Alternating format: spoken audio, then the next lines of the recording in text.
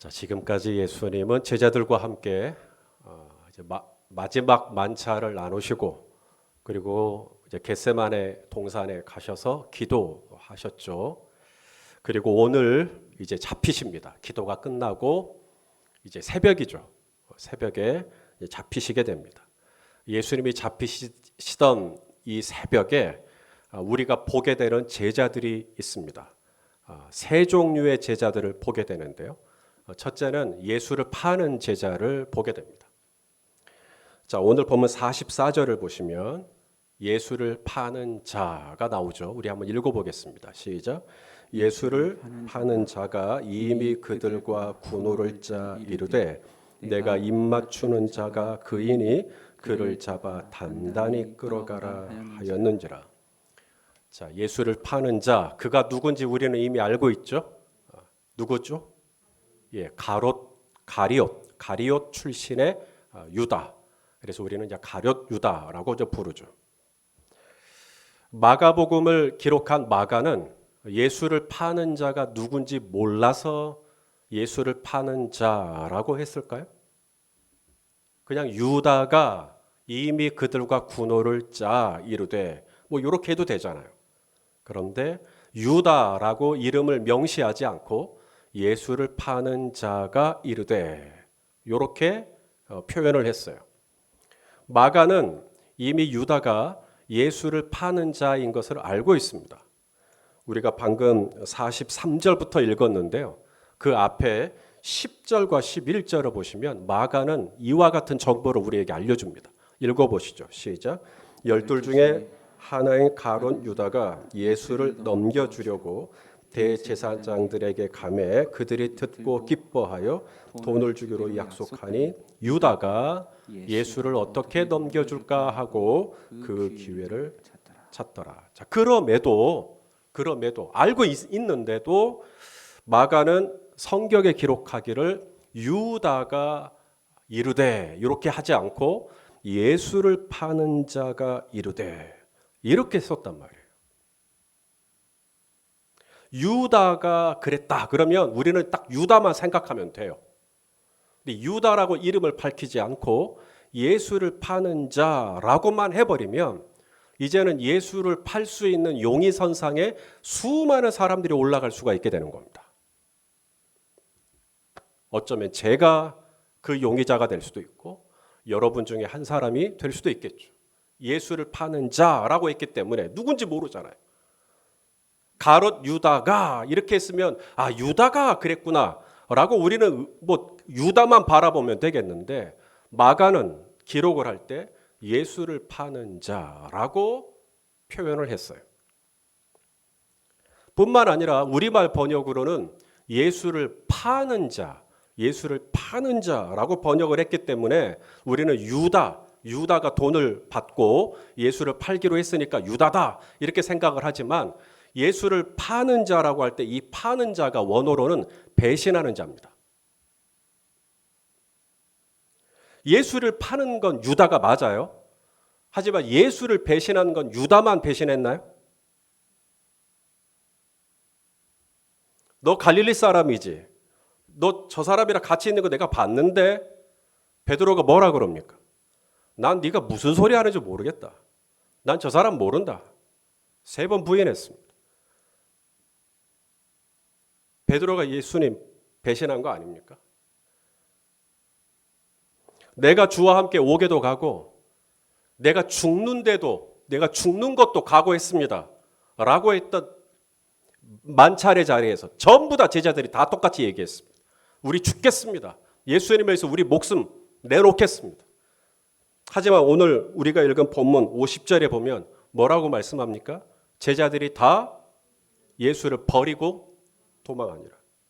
그러면 예수를 파는 자가 아니라 원어대로 하자면 예수를 배신하는 자라고 했으면 유다뿐만이 아니죠. 그 안에는 무수한 사람들이 다 들어가게 되는 겁니다. 또한 이 예수를 파는 자, 예수를 배신하는 자의 이 간교한 특징을 보십시오. 그는 예수를 파는 자이면서 예수를 등지는 자이면서 오늘 예수님께 와서는 뭐 하죠? 입을 맞춥니다. 성경에 보니까 유대인들이 여러 경우에 입을 맞추는데 특별히 사람의 신체 일부, 손이라든지 발에 입을 맞추는 경우가 있습니다. 압살롬이 사람들의 손에 입을 맞추고 한 여인이 예수님의 머리에 향유를 붓고 예수님의 발에 입을 맞추죠. 사람의 신체에 입을 맞추는 행위는 유대인들에게는 지극한 존경심을 표현하는 겁니다. 그런데요, 사람의 입에다가 입을 맞추는 유대인들의 인사는 좀 다릅니다. 가령 이와 같은 경우에 입을 맞췄어요. 자, 형 에서가 동생 야곱을 오래간만에 만났죠. 입을 맞췄습니다. 형 아론이 동생 모세를 만났을 때 입을 맞췄습니다. 시어머니 나오미가 며느리 룻에게 입을 맞췄습니다. 탕자의 아버지가 아들이 돌아왔을 때 목을 끌어안고 입을 맞췄습니다. 자, 여기서 뭘 느껴지십니까? 사람의 손이나 발에 입을 맞추는 것과 그 사람의 입에 입을 맞추는 것은 격이 다릅니다. 완벽한 친밀함입니다. 적어도 형제관계, 가족관계가 돼야 입을 맞춥니다. 그런데 오늘 유다가 예수님의 손에 입을 맞추는 것도 아니고 예수님의 발에 입을 맞춘 것도 아니고 예수님의 입에 입을 맞췄다라는 것은 유대인들의 입장에서는 무슨 해석이 가능합니까? 당신과 나는 한 형제요. 당신과 나는 한 가족이요. 그런데 예수를 팔아버립니다. 한 형제라면서 예수를 배신합니다. 한 가족이라면서 예수님 등에 칼을 꽂죠. 이 제자는 누구입니까? 예수를 팔 거면서 예수님의 입에 뻔뻔하게 입을 맞추는 이 사람은 누굽니까? 자, 우리는 자초지종을 몰라요. 유다가 와서 예수님 하고는 그 입에 입을 맞추는 모습만 봤을 때 우리는 뭐라고 이해를 하겠습니까? 와, 되게 친한가 보다. 두 사람이 되게 가까운가 보다. 친형제요, 친가족도 아닌데도 입을 맞출 정도면 와, 되게 친한가 보다. 그리고 끔찍이 서로 사랑하나 보다. 이런 생각할 거 아니겠습니까? 저분은 분명 예수님 사랑하는 거 맞아. 저분은 분명 예수님과 가까운 관계가 맞아. 우리는 겉모습만 보면 그렇게 판단할 겁니다. 실상은 뭐라고요? 예수님의 입에 입을 맞추지만 예수를 파는 자입니다. 그리고 그 이름은 가룟 유다라고 특정 짓지 않았습니다. 그렇다면 그는 누구일까요? 또 한 제자가 나옵니다. 이제는 예수님 곁에 서 있는 제자입니다. 오늘 본문 47절에 보면 그런 표현이 나옵니다. 우리 한번 읽어보겠습니다. 시작. 곁에 서 있는 자 중에 한 사람이 칼을 빼어 대제사장의 종을 쳐 그 귀를 떨어뜨리니라. 자, 우리 성도님들은 이 사람이 또 누군지 알고 있어요. 예수를 파는 자가 누군지도 알듯이 지금 예수님의 곁에 서 있는 자가 누구죠? 네, 시몬 베드로입니다. 암시롱 모르는 척 왜 하십니까? 네, 시몬 베드로죠. 예수님이 잡히시던 그 순간에 베드로가 나선 겁니다. 베드로가 칼을 뺐어요. 그리고는 사람들에게 휘두릅니다. 예수님 잡아가지 마! 이런 거겠죠. 저항한 겁니다. 그 휘두르는 칼에 누가 맞아요. 칼을 휘둘렀으니 누군가 상처를 입겠죠. 대제사장의 종 말고의 귀가 잘려버립니다. 이름이 말고스 원어로는. 그래서 이 말고의 귀를 예수님이 누가복음에 보면 붙여줘요. 낫게 해줍니다. 다시.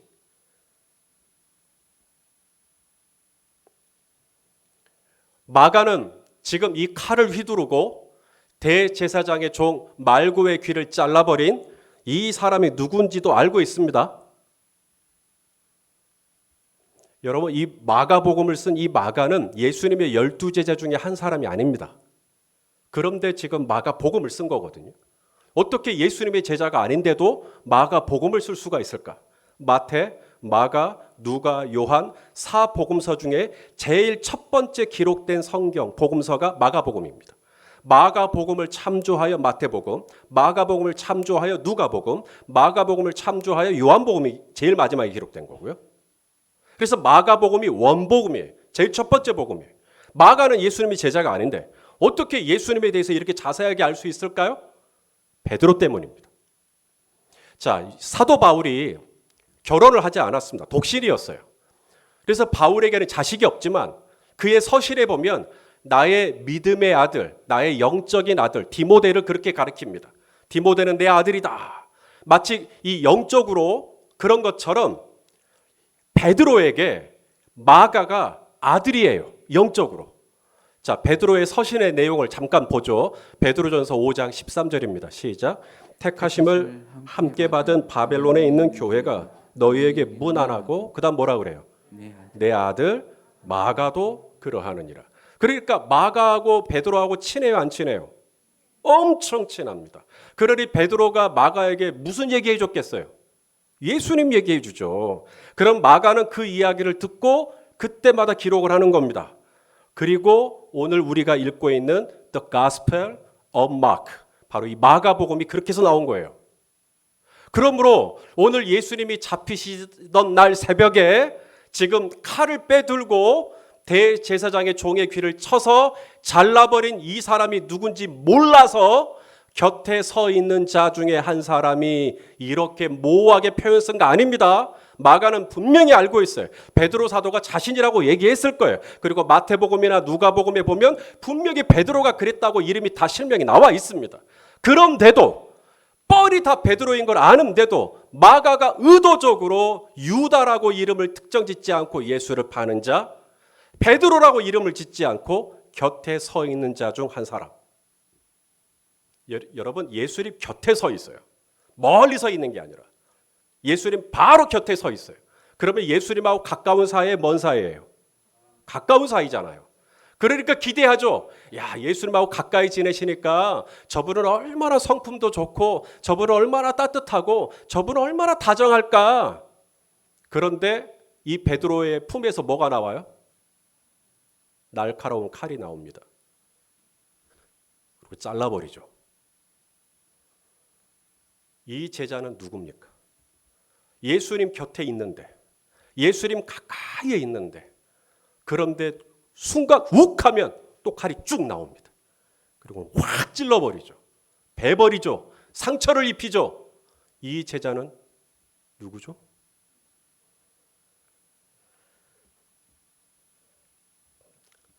자, 지금까지 우리가 만난 제자들, 예수님께 입을 맞추는 그렇게 친밀하고 다정한가 싶었는데 사실은 예수님의 등에 칼을 꽂는, 예수님을 파는 제자가 있었습니다.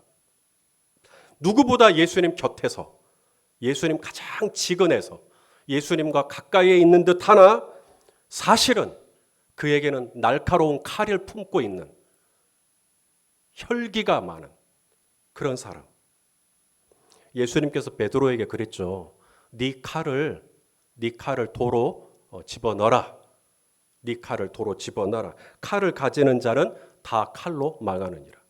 그러니까 칼이 있으면 이 칼은 나도 망하게 하고 남도 망하게 하는 거예요. 근데 이 칼을 가지고 있는 사람이 예수님하고 관계가 멀어져 가지고 칼을 갖고 있는 게 아니라 예수님 바로 뽀짝 곁에 있는데도 그 칼을 갖고 있어요. 그래서 뭔가 본인 안에 불리한 상황이 오면, 뭔가 좀 상황이 좀 안 좋아지면 바로 그 칼이 나와요. 예수님 곁에 있지만 여전히 그 성질이 나와요. 그래서 막 잘라버려요. 귀도 잘라버리고, 밥 먹다가도 막 갑자기 칼이 나오고, 전화 통화하다가도 갑자기 칼이 나오고, 운전하다가도 갑자기 칼이 나오고. 아, 예수님 곁에 있는 분인데, 누구보다 예수님 가까이에 계신 분인데 왜 그렇게 칼이 자꾸 나오는지. 마가는 의도적으로 그의 이름을 특정 짓지 않았어요. 예수를 파는 자, 예수님 곁에 서 있는 자 중에 한 사람. 자, 또 한 명의 제자가 오늘 본문에 나옵니다. 바로 혼이불을 두르고 예수님을 따르는 자입니다. 자, 예수님을 어떻게 따르고 있는가? 그리고 보겠습니다. 51절, 52절 말씀입니다. 읽어보시죠. 시작. 한 청년이 벗은 몸에 배 혼이불을 두르고 예수를 따라가다가 무리에게 잡힘에 배 혼이불을 버리고 벗은 몸으로 도망하니라. 자, 이 앞에 51절, 이 앞에 50절 내용 혹시 기억하십니까? 제자들이 다 예수를 버리고 도망하니라. 그러니까 지금 현재 50절까지만 봤으면 이제 제자들 다 버리고 도망갔습니다. 그럼 예수님 옆에 지금 남아있는 사람 없죠? 근데 51절에 누군가가, 그것도 한 청년이 예수님을 따랐다는 거예요. 왜 벗은 몸으로 배 혼입을만 두르고 따랐는지 그 상황까지는 우리가 잘 모르겠어요.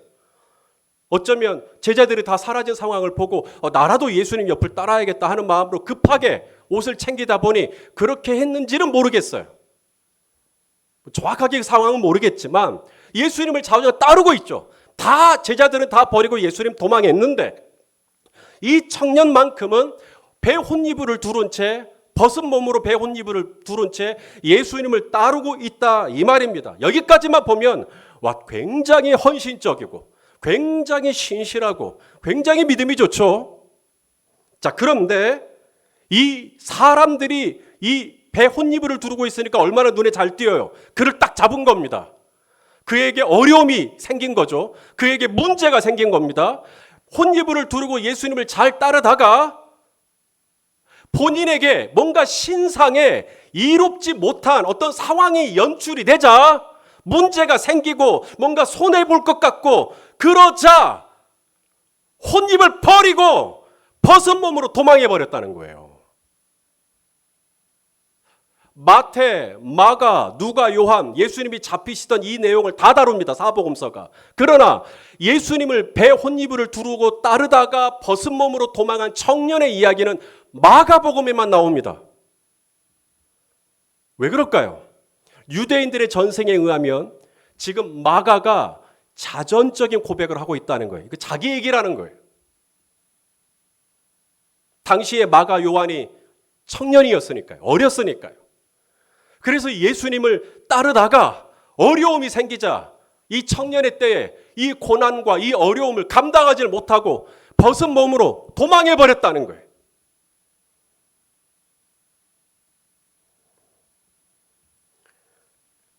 이 배 혼이불은 그냥 이불이 아닙니다. 이게 고급 린넨 소재의 이불입니다. 그러니까 이 혼이불, 배 혼이불은 아무나 그 이불을 덮을 수 있는 게 아니라 부유한 집안에서만 그 이불을 덮을 수 있는 거예요. 지금 요한이 그 배 혼이불을 둘렀다는 것은 나 잘 사는 사람이라는 얘기예요. 그 혼이불만 보면 뭐 있어 보이죠. 그 혼이불만 보면 뭐 괜찮아 보이죠. 혼이불만 보면 너무너무 근사해 보입니다.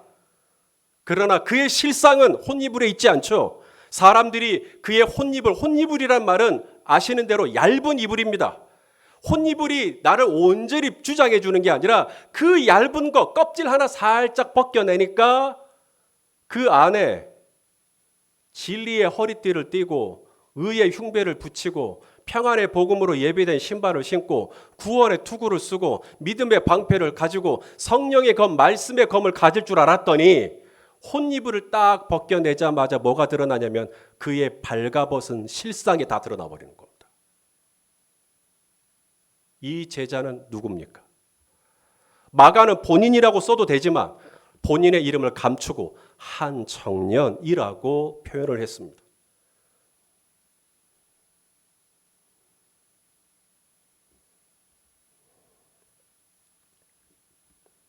예수님께 입을 맞추는 것 같으나 예수를 파는 자요. 예수님 곁에 서 있는 자 같으나 언제든지 칼을 들고 칼을 뽑아서 사람들을 찌르는 자요. 마지막까지 예수를 따르는 자 같으나 실상은 속은 텅 비어있는 빈약한 허약하기 그지없는 여러분 이들이 다 제자들이었습니다. 지나간 시간 예수님은 이 제자들과 얼마나 시간을 많이 보냈습니까? 제자들과 함께 먹고 제자들과 함께 자고 제자들과 함께 걷고 제자들과 함께 사역하고 또 제자들에게만 가르쳐 주신 교훈이 얼마나 많으며 제자들만 경험할 수 있었던 특별한 사건들이 얼마나 많습니까? 풍랑 위를 걷는 거 사람들이 다 봤겠습니까? 제자들만 봤지. 순환을 같이 겪고 시간을 같이 보내고 얼마나 그랬는데 오늘 예수님이 이제 십자가에 잡히시면 이제 그날 오후에 예수님은 처형을 당하시게 됩니다. 이제 마지막 순간인데 지나간 시간 제자들을 위하여 못 자고 못 먹고 시간을 보내며 헌신을 했건만 오늘 이 마지막 예수님이 잡히시던 날은 이 제자들이 보여주는 제자들의 실상이라는 이 꼬라지가 지금 어떠냐고요. 예수님께 입을 맞추는 듯 하나 예수를 팔고 예수님 곁에 서 있는 듯 하나 여전히 칼을 휘두르고 사람들을 찌르고 예수님을 따르는 듯 하나 혼입을 살짝 벗기자 바로 벗은 몸으로 도망쳐 버리는 이 빈약하기 그지없는 제자들의 모습을 보고 인간적으로 생각하면 얼마나 서운하고 답답하고 낙심이 됩니까? 야, 내가 정말 이러려고 그 높고 높은 보좌를 버리고 이 땅에 왔나? 내가 이런 한심한 제자들을 세우려고 내가 그렇게 날밤을 새워 기도했나? 내가 이런 제자들을 보려고 내가 그동안 그렇게 고생했나? 얼마나 인간적으로 보면 낙심합니까? 그런데 오늘 예수님은 그런 말씀을 조금도 하지 않으십니다.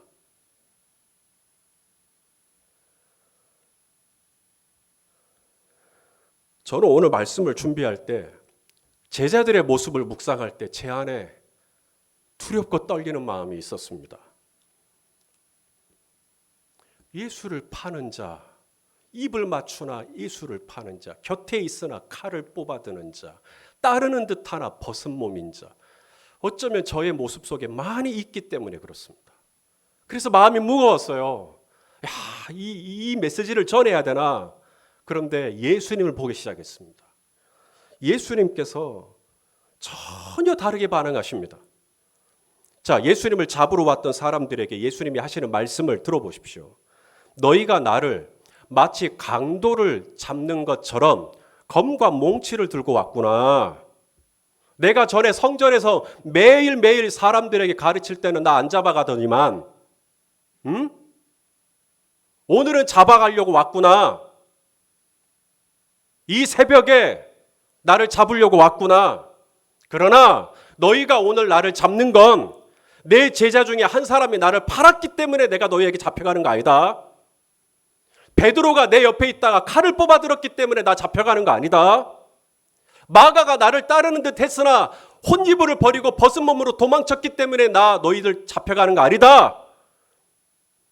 지금까지는 너희가 내 몸에 손도 대지 못했지만 오늘 내 몸에 손을 대고 내가 너희에게 잡혀가는 것은 내가 힘이 없어서도 내 제자들이 연약해서도가 아니라 그것은 내 아버지 하나님께서 나를 향한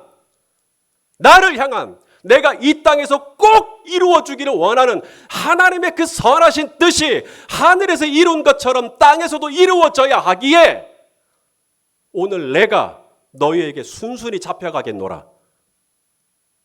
하나님의 말씀이 이루어져야 하기에 하나님의 뜻이 이루어져야 하기에 내가 오늘 너희에게 잡혀가겠노라.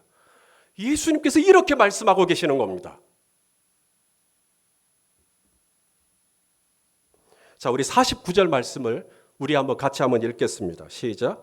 내가 날마다 너희와 함께 성전에 있으면서 가르쳤으되 너희가 나를 잡지 아니하였도다. 그러나 이는 누구 때문이 아니라는 겁니다. 이는 누구 때문이 아니라 성경을 이루려 함이니라. 우리는 누군가 내게 입을 맞추기까지 했는데 나를 배신한다면, 나랑 입을 맞추기까지 했는데 내 등에 칼을 꼽는다면 우리는 평생 그 사람을 원망하면서 살지 모르겠습니다. 내 곁에 서 있죠. 내 곁에 가까이에 있어요. 그런데 툭하며 칼을 뽑아드는 거죠. 툭하며 칼을 뽑아서 나를 찌르고 나를 때리고 나를 아프게 하고 내게 상처를 입힌다면 우리는 정말 그 사람을 용서하기가 쉽지 않으실 거예요. 남들 다 버리고 혼이불을 두른 채 뭔가 있어 보이게 나와 함께 있을 때는 괜찮아요. 하지만 조금만 일이 틀어지면 바로 벗은 몸으로 냅다 내 곁을 떠나는 누군가를 생각하면 그렇게 서운하고 섭섭할지 모르겠습니다. 그런데 오늘 예수님은 전혀 달랐어요. 예수님은 그런 무력하고 그렇게 빈약한 제자들이었지만 부활하신 후에 제일 먼저 찾아간 사람들이 제자들이었습니다. 그리고 당신의 이 못 박힌 손과 발과 옆구리를 보여주면서 제자들과 함께 부활의 기쁨을 나누시고 함께 생선을 먹으면서 음식을 잡섰어요. 나 예수님 모른다 부인했던 베드로에게 예수님은 3번씩이나 찾아가시면서 내 어린 양을 좀 먹이라고 교회를 다시 한번 재위임해 주셨어요. 벗은 몸으로 달아났던 마가는 마침내는 마태, 마가, 누가, 요한을 통틀어 첫 번째 복음서를 쓰는 저자로 하나님께서 그렇게 세워주셨죠. 어떻게 그럴 수가 있죠? 예수님은 사람에게 집중하지 않았던 겁니다. 사람에게 집중하면 이렇게 반응이 나옵니다. 어떻게 네가 나를? 사람에게 집중하면 100% 상처받습니다. 어떻게 유다 네가 나를 팔아? 어떻게 베드로 네가 나를 찔러? 어떻게 마가 네가 나를 도망쳐? 씻을 수 없는 상처를 입게 돼요. 하지만 오늘 예수님은 오늘 당신이 겪고 있는 이 모든 고난들, 누군가가 나를 팔고 누군가가 나를 찌르고 누군가가 나를 버리고 누군가가 나와 관계를 끊고 이 모든 어려움들을 인간적인 감정으로 받는 게 아니라 하나님의 뜻이, 하나님의 말씀이 내 삶 가운데 이루어지기 위한 일련의 과정으로 보고 있는 겁니다. 뭔가 하나님의 뜻이 하늘에서 이룬 것처럼 내 삶 가운데 이루어져야 하기에 오늘의 이 상처와 이 아픔과 이 고난과 이 외로움과 이 서러움이 오늘 내게 꼭 필요하기에 내 이 믿음의 여정 속에 하나님께서 큰 그림을 그리시고 이 사건을 내게 허락하셨구나라고 보고 있는 거예요. 오늘 이 예수님의 관점, 오늘 이 예수님의 이 마음이 오늘 저와 여러분에게도 함께하기를 간절히 소망합니다. 그렇게 안 되면 우리 안에 계속 부글부글 끓는 마음만 갖게 돼요.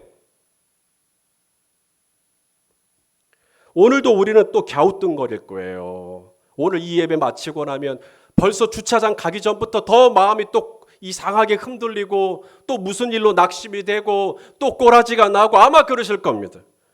그러나 사랑하시는 성도 여러분, 오늘 우리 예수님이 제자들에게 하시고 있는 이 반응을 꼭 좀 기억했으면 좋겠어요. 나는 연약해서 오늘 또 예배 시간에 예수님께 입을 맞춘 것 같지만 또 예수님을 모른다고 할 것이고 또 예수님 곁에 가까이에 가 있는 것 같지만 또다시 칼을 빼들고 내 배우자를 찌를지도 모르겠고 또다시 예수님께 혼이불을 두르고 장로라고 하는 거, 목사라고 하는 거, 권사라고 하는 걸 두르고 예수님을 잘 따르는 것 같지만 살짝만 벗겨보면 그 안에 벗은 몸이 다 드러나는 연약하게 그지없지만 그럼에도 불구하고 오늘 우리 예수님은 내가 넘어지고 내가 부인하고 내가 찌르고 내가 또 버리고 내가 또 도망치고 내가 또 이 모든 과정들을 원망하지 않으시고 이 모든 시간들이 저 손목사를 향한 우리 성도님들을 향한 하나님의 그 크신 경륜 안에서 꼭 이루어져야 할 시간과 과정으로 이것을 바라봐 주고 계신다는 거예요. 그러니 얼마나 감사합니까?